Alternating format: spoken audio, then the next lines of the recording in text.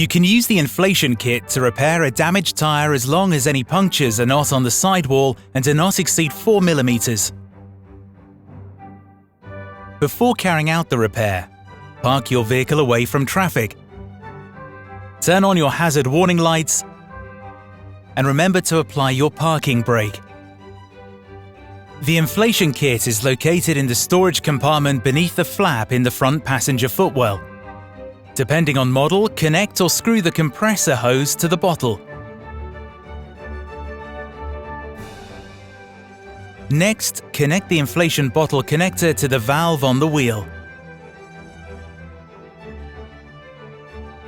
Finally, connect the electric power cable to the accessories socket. The tyre pressure specifications are on the driver's side door frame. Turn the engine on, then start the compressor to achieve the required pressure. If a minimum pressure of 1.8 bar has not been reached after 15 minutes, the repair is not possible. In this case, contact a brand representative.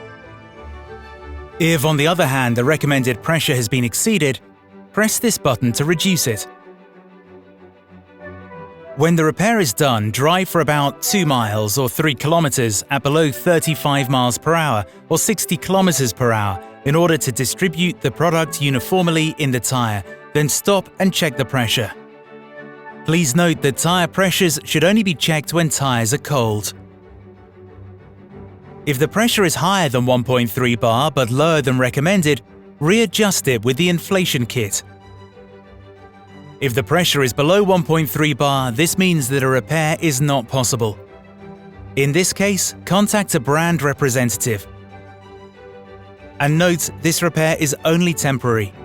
It will allow you to drive at a maximum speed of 50 miles per hour or 80 kilometers per hour for a distance of no more than 120 miles or 200 kilometers. It is essential to have your tyre repaired or replaced by a professional as soon as possible.